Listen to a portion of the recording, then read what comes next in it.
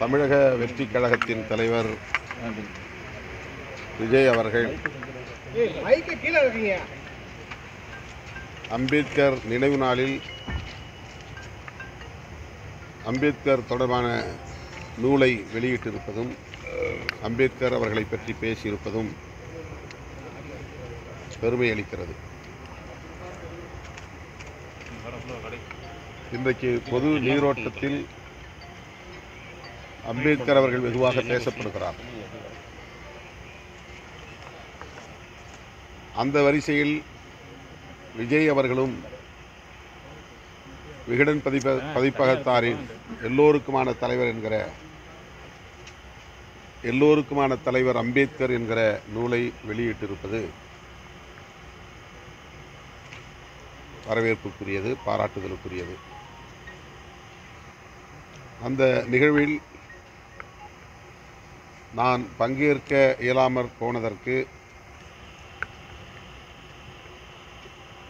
திமுக அல்லது திமுக தலைமையிலான கூட்டணி கட்சிகள் கொடுத்த அழுத்தம் என்பதை போன்ற கருத்தை அவர் பதிவு செய்திருக்கிறார். அதில் எனக்கு உடன்பாடு இல்லை. அப்படி எந்த அழுத்தமும் இல்லை என்பதை நான் தெளிவுபடுத்தியிருக்கிறேன். அழுத்தம் கொடுத்து அதற்கு இணங்கக்கூடிய அளவுக்கு நானோ அல்லது விடுதலை சிறுத்தைகள் கட்சியோ பலவீனமாக இல்லை என்பதையும் பதிவு செய்ய விரும்புகிறேன். இந்த நிகழ்வில் நான் பங்கேற்காமல் போனதற்கு திரு விஜய் அவர்கள் காரணமில்லை. அவருக்கும் எங்களுக்கும் எந்த விதமான சிக்கலும் இல்லை. ஆனால் எங்கள் இருவரையும் வைத்து, அதாவது விஜய் திருமா இருவரும் மேடையில் ஏறப் போகிறார்கள் என்று அதிகாரபூர்வமாக நிகழ்வு உறுதிப்படுத்தப்படாத நிலையிலேயே அரசியல் சாயம் பூசியவர்கள் யார், அதற்கு என்ன பின்னணி என்பதை ஆய்ந்து பார்க்க வேண்டிய தேவை உள்ளது. அவர்கள் எந்த பின்னணியில் இயங்குகிறார்கள், எப்படி இந்த செய்தியை வெளியிட்டார்கள், அதை ஒட்டி சமூக ஊடகங்களில் வாதிட்டவர்கள் எந்த பின்னணியிலிருந்து கருத்துக்களை முன்வைத்தார்கள் என்பது முக்கியமானது. ஏறத்தாழ 1/4 நூற்றாண்டு காலம் தேர்தல் அரசியல் களத்திலே நாங்கள் இருக்கிறோம். ஓரளவுக்கு எங்களாலும் யூகிக்க முடியும் யார் என்ன பின்னணியில் இயங்குகிறார்கள், என்ன பின்னணியில் பேசுகிறார்கள் என்பதை கணிக்க முடியும். அந்த வகையில்தான் அம்பேத்கர் நூல் வெளியீட்டு விழாவை அரசியலாக்கி விடுவார்கள், அப்படி அரசியல் படுத்துவதை நான் விரும்பவில்லை என்கிற அடிப்படையில்தான் நானே முன்கூட்டியே விகடன் பதிப்பகத்தாரிடத்தில் சொல்லிவிட்டேன். விஜய் அவர்களோடு எங்களுக்கு எந்த சிக்கலும் இல்லை, உங்கள் மீதும் எங்களுக்கு எந்த வருத்தமும் இல்லை. தமிழ்நாட்டில் எங்கள் கூட்டணியை குறிவைத்து காய்களை நகர்த்துகிற அரசியல் நடந்து கொண்டிருக்கிறது. அவர்களுக்கு மீண்டும் ஒரு முறை வெறுவாய்க்கு அவல் கிடைத்ததைப் போல ஒரு வாய்ப்பை தர நான் விரும்பவில்லை. எனவே என்னுடைய வாழ்த்துக்கள், வெற்றிகரமாக இந்த விழாவை நீங்கள் நடத்துங்கள் என்று ஏற்கனவே நான் கூறிவிட்டேன். நான் சுதந்திரமாக எடுத்த முடிவு, நல்லெண்ணத்தின் அடிப்படையில் எடுத்த முடிவு, விடுதலை சிறுத்தைகள் அங்க வகிக்கக்கூடிய கூட்டணியின் நோக்கம் சிதையாமல் இருக்க வேண்டும் என்கிற அடிப்படையில் தொலைநோக்கு பார்வையோடு நான் எடுத்த முடிவு. எனக்கு எந்த வகையான பிரஷரும் இல்லை. திமுக அதில் தலையிடவில்லை. சார், 2026 வந்து திமுக கூட்டணி ஆட்சிக்கு வரணும் அப்படின்னு நீங்கள் நினைக்கிறீங்க. ஆனால் வந்து மன்னர் ஆட்சி வந்து 2026 வரக்கூடாதுன்னு உங்கள் கட்சியோட துணை பொதுச் செயலாளர் சொல்கிறாரு. அது திமுகவை மீன் பண்ணுறதா இருக்குது. அதை பற்றி நீங்கள் என்ன சொல்றீங்க?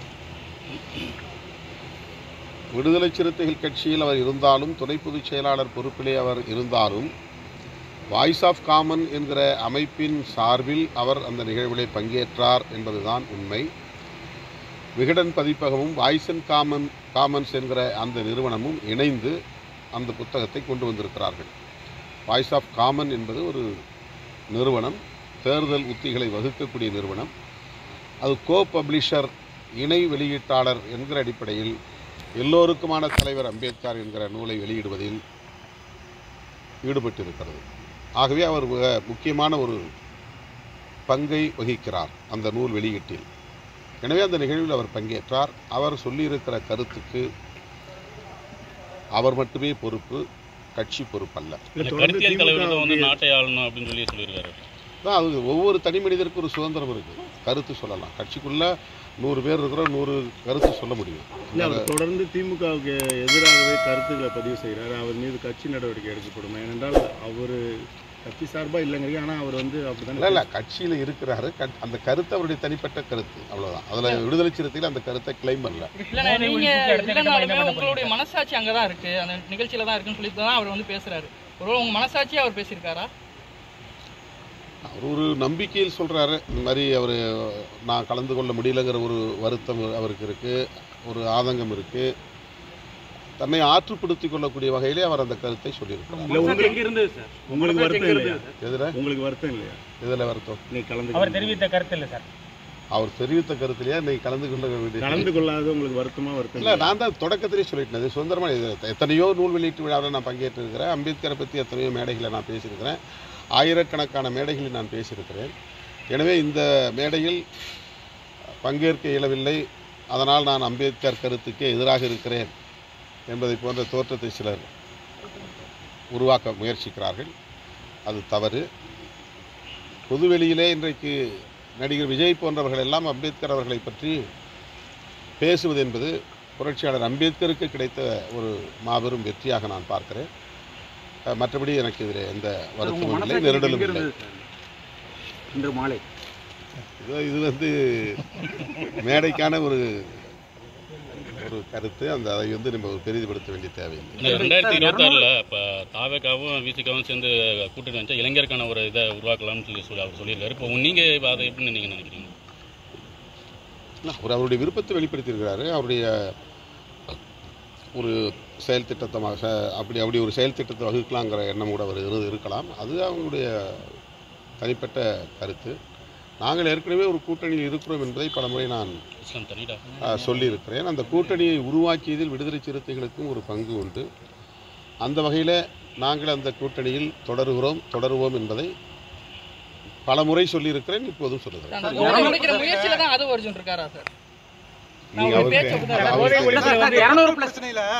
மக்கள் பிரச்சனையில நான் இந்த போட்டோ ஷூட் நடத்துறது, ட்வீட் போடுறது, அவங்களுக்காக அறிக்கை விடுறது, இந்த மாதிரி சம்பிரதாய அரசியல் எனக்கு விருப்பமே இல்லை. என்ன செய்யறது, நானே ஆனால் சம்பிரதாயத்துக்காக இதெல்லாம் செய்ய வேண்டியிருக்கு அப்படின்னு சொல்றாரு. இது அரசியல் கட்சி தலைவரா அதுதான் அவருக்கு உடன்பாடு இல்லை. ஆனாலும் அதுக்கு உடன்படக்கூடிய நிலை. இதுதான் அரசியல். அரசியலை நோக்கி, அதிகார மையத்தை நோக்கி போக போக நாம் நிறைய கற்றுக்கொள்ள நேரிடும். 200+ அதைத்தான் அவர் இன்றைக்கு அவர் வெளிப்படுத்தி 200+ தொகுதியில் நீங்கள் ஜெயிக்கணும்னு சொல்கிறீங்க. ஆனால் அவங்க இருமாப்பு அப்படின்னு சொல்லி விஜய் பேசியிருக்காரு.